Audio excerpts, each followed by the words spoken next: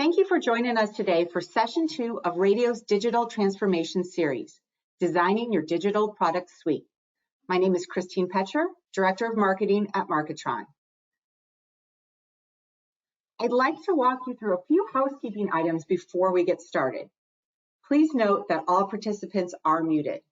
Today's webinar is being recorded and we will be sharing it with all registrants afterwards. We ask that you submit any questions you'd like to ask our presenters via the chat box. At the end of the presentation, we will have a Q&A session.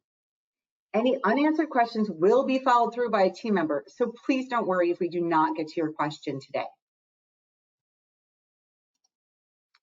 I would like to introduce to you our presenters today. We have Michelle Wilkin, VP of Digital Operations here at Marketron, and Steve Throneberry, National Director of Digital Sales Enablement. Thank you both for being with us here today. And with that, I'll turn it over to you. Thank you so very much, Christine. And thank you, everyone who's joined today's webinar. I'm very excited to be able to talk about a topic that's very close to my heart. And so to kind of kick things off, I'm sure everyone has been aware or heard that the digital advertising space has been growing exponentially. So I'm sure that there have been some questions in the back of the minds. How do I get into this space, as well as you've been fielding questions from your advertisers about various digital products or even on your owned and operated inventory? And another question could be, how complicated is that to get set up? Well, that's what we hope to address here for you today. And so one of the best ways to think about designing your digital product suite is really outlining the 5 critical components that are going to set you up for success. And so step 1, we're going to talk a little bit more about how do you value your owned and operated inventory, then selecting your third-party products to give you that additional reach through third-party extension, determining how you're going to make creative available to your advertisers, defining what your workflow is going to be like and the logistics involved, so that includes invoicing and order setup, and also in their reporting, which is a key element for your advertisers in understanding the success of their campaigns. So let's dive right in here and talk about number 1, valuing your owned and operated inventory. So there are so many different types of products out there that you may be selling currently, you may have thought to sell in the future, or wondering if you even move forward with selling those tomorrow. So some of the most common ad types we've seen in this space is display ads, doing digital audio, which includes streaming and podcasts, email newsletters, social media posts, and this to include paid social advertising or social media management, which is content and event sponsorships, video, which is again pre-roll or sponsored content, and then SMS mobile messaging. So first, it's good to identify what is it that you have today and what makes the most sense for you and your advertisers, and where is that demand coming from? And then secondarily, what you need to, in order to effectively sell your owned and operated inventory, you need to also understand what a sell-through rate is. Like, how well are you selling each of these products that you're currently offering?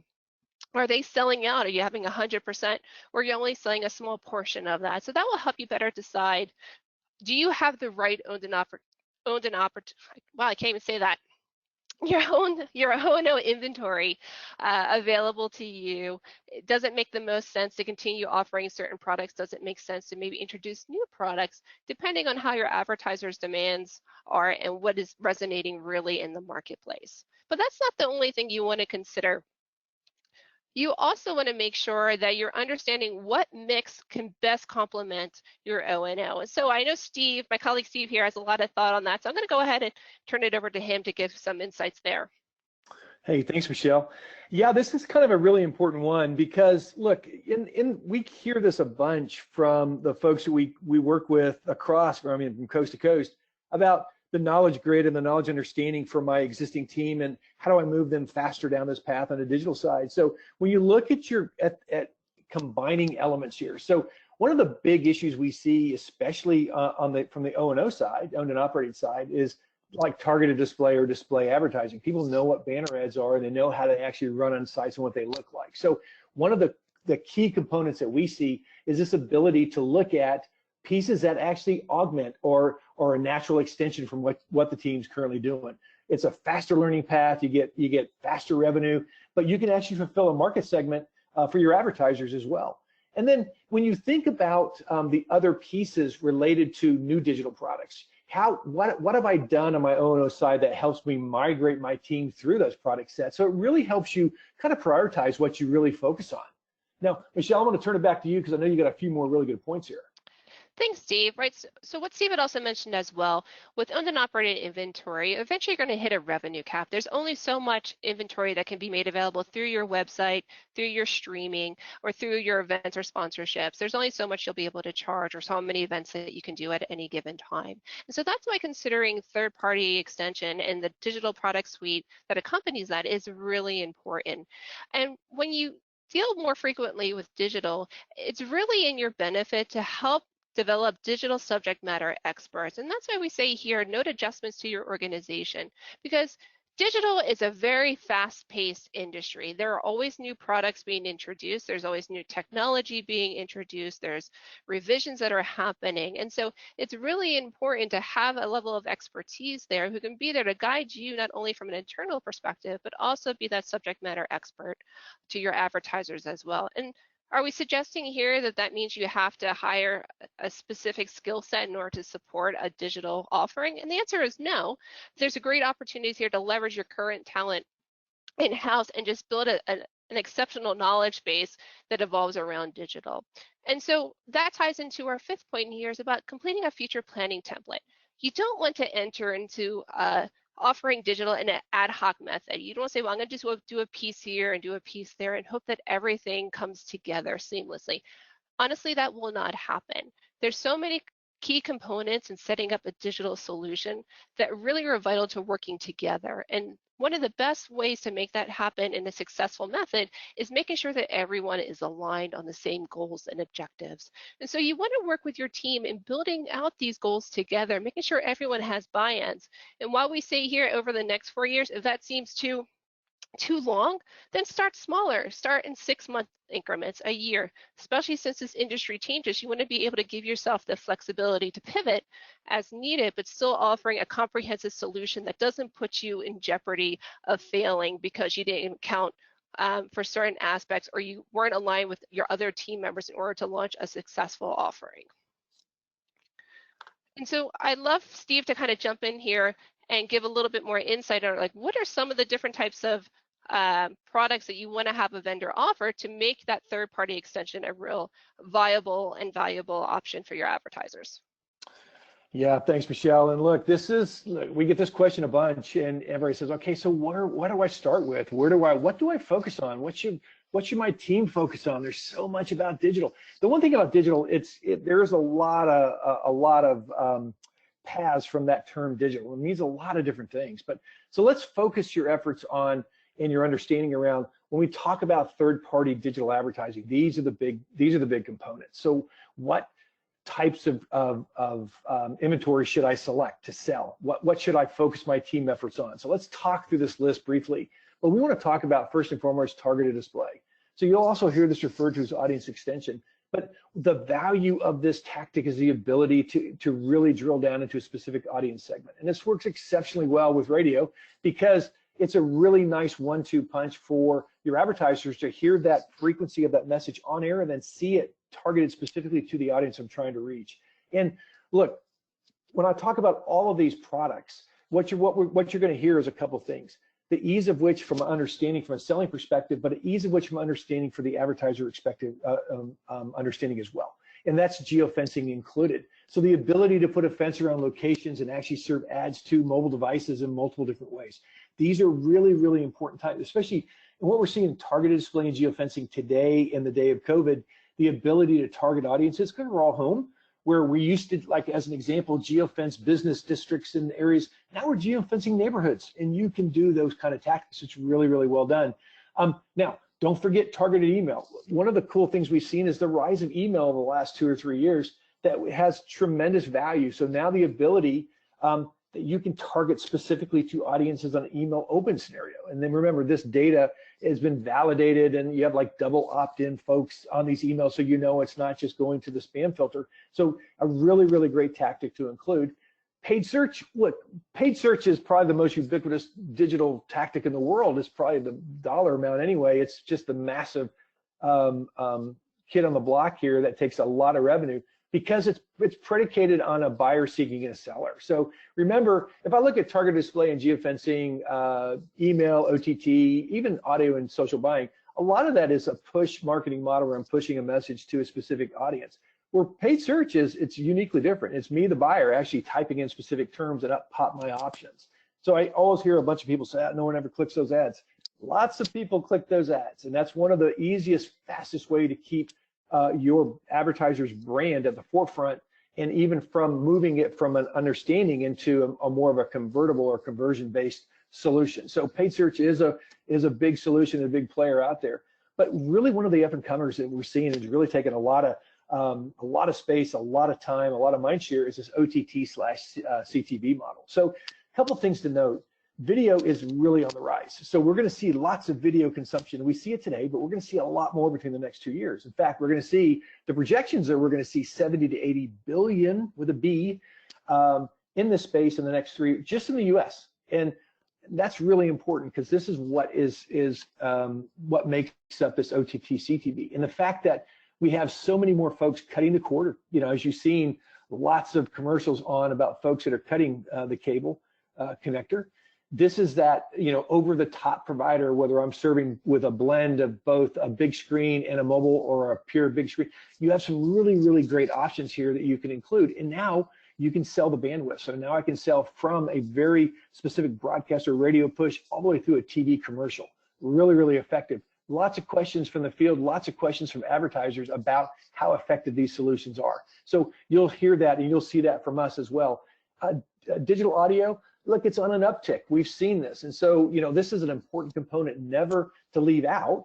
And then, of course, social media. Even though with all the news happening around social media today, it is still a dominant play because of the time spent on these sites. So this is kind of an important piece. And this stack, by no means is exhaustive. We're just hitting the high points of what's included, what we would call a full digital stack. And this is what we really strive to do, to include products like these and what we're offering to help solve the issues that you're going to see from your advertiser's viewpoint. But Michelle, I know you have a few more comments on these tactics because you've been around this space a long time. So, if you look at this list, what am I leaving out here? I wouldn't say you're leaving out much at all, Steve. This is a pretty comprehensive solution, and every partner or vendor out there may offer something slightly different. But what you want to make sure that you're thinking about as part of your criteria of your vendor selection process is, first of all, what makes the most sense for you, your business, and your advertisers? And secondarily, when you are pitching digital as a whole, it's always best to approach it from a blended solution. You want to reduce the number of partners you're using as much as possible. And we'll get into that a little bit later here about the logistics, but you want to avoid the swivel chair approach as much as you can, because it's just going to add a level of complexity that's unneeded and unnecessary. But I'd say here, Steve, I think you captured quite a good range of the products that we're seeing today. I think that will offer the most value to the advertisers. And so speaking on that, now you thought about which products do you want to offer, what's involved from an internal logistics and operational standpoint to get those involved, and how much money can I make from those products? And at a glance here, I want to make sure that no one is surprised or put off a little bit by the different types of margins, because each of these products are unique. And one piece of advice I'd like to share when you're looking at the bottom line in terms of what products can offer you the most revenue, it can be very deceiving to see some of these numbers here and look at search and say, oh, I'm only going to make a 10% margin on that product, so I don't want to offer search. And my advice here again is look about from a more holistic standpoint. If you focus only on your tactics by margin, you can't build an integrated campaign that follows the customer journey based on 1 or 2 options alone. And if through a little more investigation and support from the partner that you work with, they can help you give you more insights into what that a blended approach could look like. And a great example I can share here is there's a lot of statistics that support that if you add paid search to a campaign along with other tactics, your renewal rate tends to be 30% higher. And why is that? It's because you're following that customer journey from awareness through conversion. So you're giving them more than one opportunity to convert and be aware of your advertiser's brand. And so if you were to look at straight on a margin line, you would miss out on a lot of additional revenue potentially. And so working with digital can be a little complicated, but again, it's not a scary concept, but you have to also understand what are additional resources you may need in order to support these digital products. And so some of them would require an internal ad server, some would require creative services and an order management system, which will dive in a little bit deeper. But as you're selecting your partner, not only do you want to think about from a logistics standpoint what you need to build internally, you also want to think about what your vendor is able to provide you. So Steve, I know, feels very passionate here about the customer experience and the quality of inventory and how to assess that. So I'll turn that back over to you, Steve, to share your thoughts. Yeah, thanks. Yeah, look, I spend a lot of time talking to prospects and partners alike about the importance of this category. And because look, there's a lot of providers, there's a lot of options out there for you to look at and say, okay, who do I go with? What do I do? What do I look at? So the first and foremost, that what I always focus on is the quality of inventory. Like at the end of the day, it's where your ad is showing is one of the most important pieces you need to understand. And look, this is, so you'll hear this referred to as inventory, as a site list, as a website list, a lot of different terms. But what this basically is this the sites I want my advertisers' ads to be on? And do I have full visibility into that inventory? Is this a premium site list delivery? Does it meet all the protocols related to security and third-party ad verification and all the things that are hugely valuable, not only to you as the initial provider to your advertiser, but especially at the advertiser layer? And so the ability to answer these questions and showcase inventory is massively important. But because of that inventory model where these ads are actually shown and the fact that you can validate these are live ads on these pages that we're showing you, this all boils back down to the customer experience, because we know based on where these ads are shown, the ads through a curated or a premium list are where the people actually are. So this is kind of an important piece. And this is where we typically see higher performance, because this is real people, real interactions. And then if you look at then the ability you have to bundle digital inventory with the unique broadcast opportunities, that's where we're seeing the real bump and the real value proposition. Because look, here's the deal. We all know that if I hear your message enough, and then I can see your ad coming across on my laptop, on my desktop, on my phone, it just validates in that brand and that brand opportunity. So this is something that we have to talk about on a continuous basis. This is something that is not a one-time conversation, as we all know on the radio side, but especially in the digital side as well. I have a lot of advertisers that want to move right from, as an example, I want to right to a conversion line. Hey, getting to a conversion without branding first, that's a hope strategy, and good luck with it. You got to get your name out there in a lot of different places that validates who you are in your marketplace, right? And it's also a good way to keep your name in front of folks during this time when we're not in a business as usual scenario. But when we jump into the next one, then it's like, well, okay, so let's talk about training and selling and executing the right inventory. So just so you know, digital, I've only met a few people in my career that's arrived in the digital journey, right? So it's really tough, and I would not consider myself one of them. It's a continuous model. So it's a continuous training is required in this process, because Michelle indicated earlier, this space changes, and it's not unusual to say it changes weekly, because it's really, really tough to keep up with. So when you look through the process, you got to say, okay, I gotta at least put a model in place that I keep my team on a continuous learning path. And then the next big step in that model is my presentation or my customer experience of what I'm actually showcasing and what I'm going to provide for them to answer their issues of keeping their brand and moving the buyers down that process of the actual purchase side. So the proposal matters. It always has. And so the ability to move with speed through this process of development and push on developing a proposal and pushing it out. And then, look, we know orders have to be entered correctly, and Michelle has a lot of experience on this side of the fence. And so, because as we think through this, the order entry is just the precursor to how this campaign is actually going to function, right? So we have to make sure that it's entered correctly on the front side. And then, Michelle, I'm going to pull you in here because I think these next 3 points are really, really critical to our folks on this call. Right, and again, this is what's really close to my heart, right? This is what I'm doing every single day, and helping advise our clients on how to make these processes the most efficient and easy as possible. And I think it's really and this is why I mentioned earlier that when you're thinking about how you want to set up an organization to support digital, having someone on your team that serves as a digital subject matter expert is really critical, because making sure that this third-party inventory is set up accurately is essential. And not every vendor uses the same nomenclature for the same product. And so having someone who has that understanding can help ensure and better interpret what your sales team is selling versus how does it get executed in the order system or in the third-party systems directly.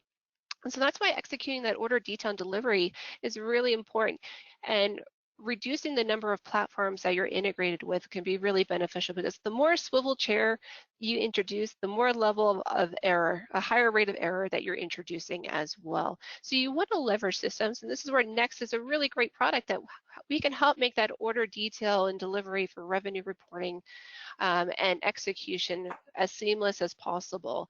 And then finally, you want to make sure you're able to represent accurate invoicing to collect that revenue. You want to make sure that you can easily reconcile what's being reported by your third-party partners versus what you sold, and any additional calculations you're making as part of the overall sale. So having accurate invoicing and being able to collect on that revenue exactly is really going to make sure that you're meeting the margins that you set yourself up.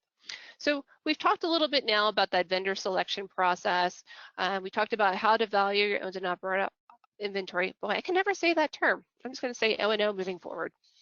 And so now we're going to dive a little bit deeper into the logistics piece. Now you've made your decisions. You're saying, here's what I want to keep as my O&O. Here's what I want to do for third-party extension. Here's kind of the partners that I'm really interested in combining our efforts with in order to offer a true digital offering to our advertisers. So one of the key elements that you'll need is determining how do you get creative built.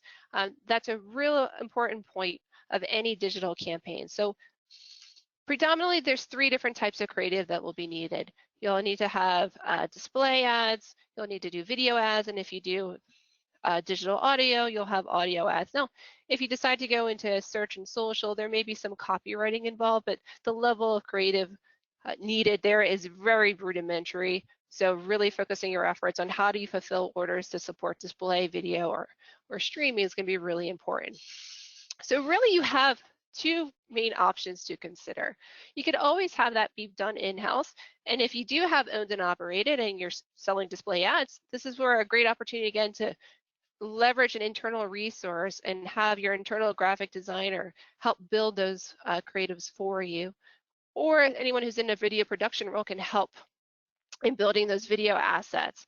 You can also decide to bring in a contractor on as an ad needed basis, because if you're a little unsure in terms of what volume you'll be selling at or the needs from your advertisers to have creative built for them, a contractor could be a great solution, because you're not making a full commitment to an individual to support that function. The other option you have is doing outsource. So there's really 2 options within that. You can do a managed service like a Marketron, where we'll do all creative services for you, or you can use a third-party platform that's like a self-service model, where they can help you build the creative in terms of you uploading assets and you leverage templates that they may have. So we've provided a few websites here that you can look at and see if they will meet your criteria of what your needs are and what you think you're able to support as well. So once you have creative decided, then you get to the really fun part, which is the order entry, reporting, and invoicing. Because without having a clean solution here, it's going to set up for a lot of complexity and also lost revenue in that side. So really entering an order that includes all of your third-party digital must be easy, not only for your operations team, but also for your salespeople, because you want to make sure they're able to enter orders correctly and easily, so they can focus on selling, but also make that information transferable to your operations team, so for a flawless execution.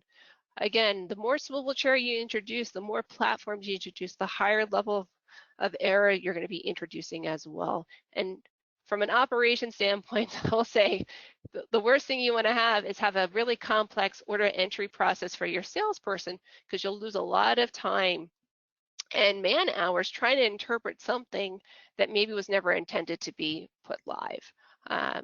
So first and foremost, as I mentioned, make that system as easy as possible by first limiting the number of systems that anyone has to work within.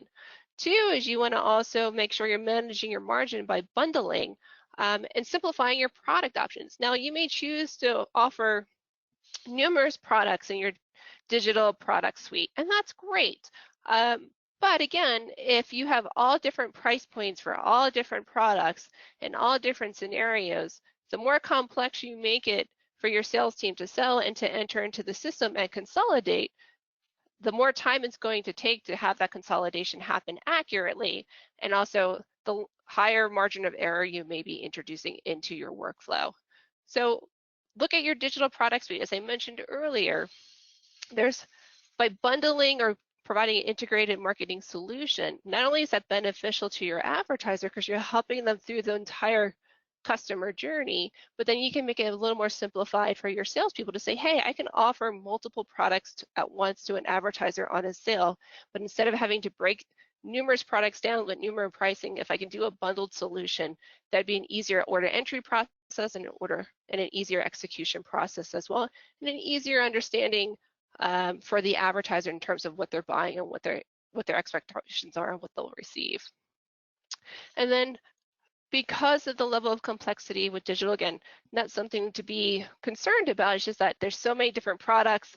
It does change. Having that digital subject matter expert be in charge or lead the order insertion process, I think will save a lot of time and trouble because they'll have much more insight into the different nomenclatures of the different partners, of the different order systems that they'll be working within, that they can help serve as a translator and also as a guide and trainer for your sales folks and internal operations to make sure that everything is entered seamlessly and can be pushed live without complication.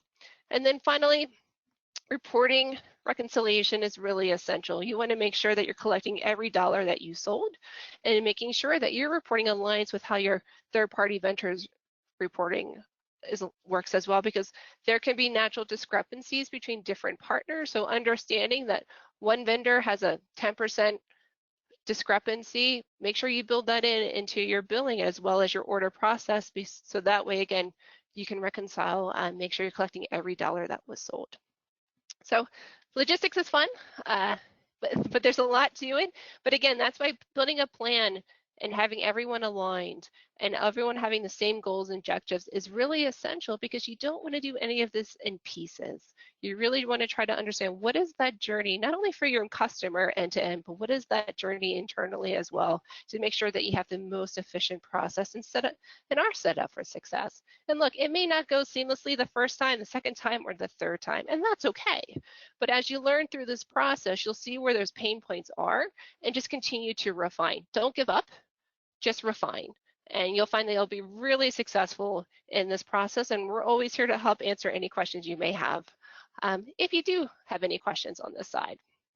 So that's pretty much it. So to really kind of recap what we've discussed here, and if you wanted to leave this webinar with 4 things to remember, I'd say first and foremost, look at your owned and operated inventory. Determine what's valuable.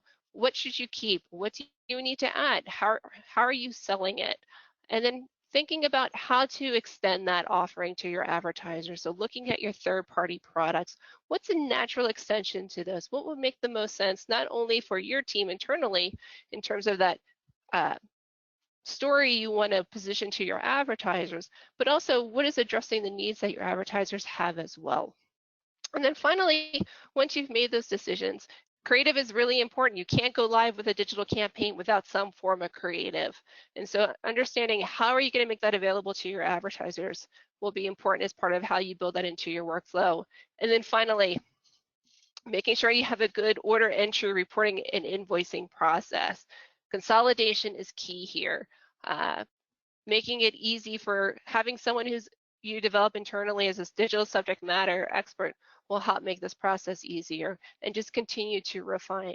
But these 4 things will set you up for success, and they're all achievable, but make sure you work with your team members to define what is that timeline look for you. So I wanted to thank everyone. I wanted to turn it over to my colleague Steve to see if he had any last thoughts or comments he will like to add. Otherwise, we'll move it over into the Q&A process. Christine. Thank you, Michelle and Steve. All right, we do have a few questions, so I'd like to throw a couple your way. First one is, the process seems to be very involved. How long would you say it typically takes a group to get ready to start selling successfully? Yeah, that's a really great question. And I wish I could say it's always going to take an X amount of time. But that's why working together with your colleagues and devising a goal and a strategy is really going to be essential, because you may define a certain timeline that's acceptable to you, but it may not align with your colleagues. And so I would say, at a minimum, you want to probably look at least 30 days, depending on how far along you are in your owned and operated, or if you've done any kind of third-party activation in the past. You don't want to set something up too quickly, because again, if you do it in pieces, there's a good chance of failure. And you only have one time to make a first impression. And so you want to make sure you're putting a lot of thought and process in place to support this. So don't let the time scare you. If it's going to take 6 months, but for you to get it right, then take the 6 months that you need. But I'd say at least a minimum of 30 days. You definitely don't want to rush through your vendor consideration process.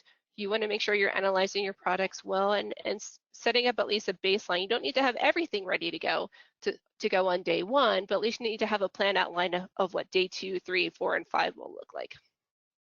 Wonderful, thank you. That's great insight. So next question. You listed a number of O&O inventory types. Is it necessary for a group to have all of these in their product mix, or do you find certain ones are more valuable than others? Steve, I'd love to turn this over to my colleague Steve to see if he had any thoughts here as well, since I can't even say owned and operated. Yeah, so look, it's a great question, and no, there is not a specific mix you have to have, but I think what you do want to do is focus on the tactics that make the most sense for you and your team. So look, we've seen a lot of movement in kind of the digital audio space. So if people are actually subscribing to your station and listening to your station online, that's a big movement right now. So I think really thinking through that, but also the run of site concept, this ability to add like banner ads to your existing properties. Look, it's a great solution. People do visit your sites on a pretty regular basis. Some of you have some tremendous traffic that visit your sites for many different concerns, whether it's a personality that's currently broadcasting or the other pieces they want to visit your site for, contesting and those kind of things that you do. So there's not a certain number or layer, but those products do naturally migrate into the use of the third-party type too. So if you look at it from a value proposition, you say which one? I don't place more value on the other. I think the ability to combine those elements for the advertiser, because remember, you're offering these solutions that's going to provide an outlet for that advertiser to get their message in many different ways, and that's really, really important for the advertiser, right? So utilizing all of your existing assets, your O&O, your owned and operated, plus like things like layering on top this third party digital, you see where you're providing a very rich delivery option for advertisers that they can buy from a trusted partner, that you have trusted relationships in your market. So this is a really important piece. Wonderful, thank you. All right, I got another great question for you guys. There are a number of third-party products out there, some of that you went through. What ones do you see as the hottest right now for advertisers? Yeah, that's a great question. And Steve already just kind of mentioned one of them, which is digital audio. But I would like to caution everyone to think about in terms of when you're deciding what products you want to offer as your digital suite, you don't always want to go with what's hottest, because it may not always make the most sense for your business or what your advertisers need. But I will say some of the products that are coming to the forefront, or some of the newest products that are emerging in this space, Steve just touched on. One is digital audio. So being able to take your audio ads and expanding that to a larger reach and frequency beyond your own streaming services. The second would be OTT. So this is a huge buzzword in this space. You may be asking yourself, I've heard that, but I'm not sure what that means. OTT is streaming content across the internet. So being able to serve ads to stream content. And this goes to my point there is, it may be the hottest product, but it's also one of the products that has the highest CPMs out there because the inventory is low, demand is very high. And if you're thinking about your client base, do they have broadcast quality type assets to serve? Because that's what would be needed for that product type. And so OTT may not be the best product to offer your clients today because they may just not have the assets or the budgets to support that. That doesn't mean that you're not still offering really great, valuable products through the other options that are being made available. But I'd say in a short answer, right now you're seeing a lot of digital audio and OTT, or what's been also called connected television, coming to the forefront right now.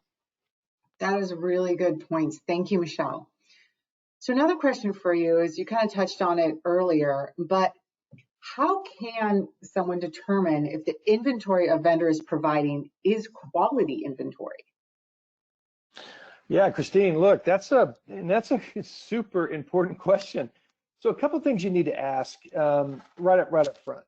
Okay, so when you say, okay, I want to serve these ads, what sites am I typically going to appear on? So there's two types of vendors out there. Ones that kind of provide these kind of really nice lists, but you never appear in those lists. So it's almost a little bait and switchy. It's not actually what's happening. And then the vendors that will provide full transparency into their site list. So not only can you see every site list every day, you can download that data. And so this is the big and important feature. So selling it or marketing it on the front side is one thing, and then delivering on the back side is one way, which we're not a huge fans of. We like that full transparency because we don't want to put our partners in a position where they can't explain why their ads are appearing on sites they shouldn't be on, right? So this capability, so ask these questions. Do I have full site list capability? Do I have full site list capability every day? And are you using third-party ad verification solutions, that software that actually validates that, yeah, that ad actually served on that page? Are you using these, and what are you using? So make sure the partner you select are using these things. This is something we have standardized on. We believe in this in a huge way. Again, we don't want to put any of our partner sales professionals in harm's way if they can't answer those questions. So this is something that you have to ask in this space. It's not optional, and a lot of partners do not know that, and I can guarantee you a lot of advertisers don't really understand it either. So explaining this is a big step in that validation, verification process in the sales side. Great, that is wonderful insight. Thank you. All right, we've got time for one more question, so I'm going to throw this out to you guys. And this is a really good one. How much training is needed for sellers? And do other departments besides sales need training? What are your thoughts? So look, Michelle and I both have thoughts on this, but if you don't mind, Michelle, I'm gonna step out there on the training stuff. So look. Go for it, Steve. Okay, thanks. Look, it's a requirement. It's not optional. Like a lot of people think, oh, I can just kind of blunt my way through it. No, that's not actually true.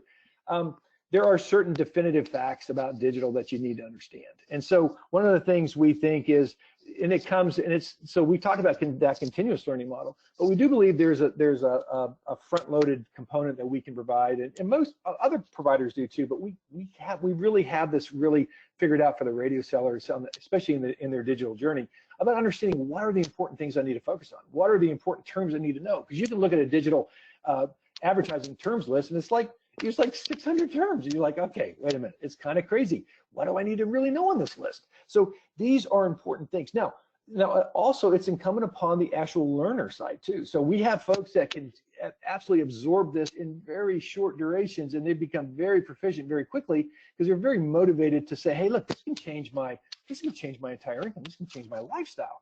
This is an important thing. And then other learners is like, look, the average adult learner, I don't want to learn new things. This is something that you got to really understand about in the digital world.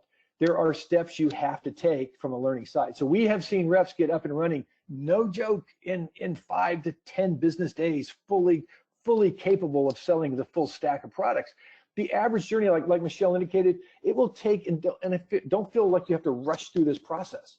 But that 30-day window is a really nice kind of gauge of how I can get my team up and running in that confidence level, then get to the sell that point.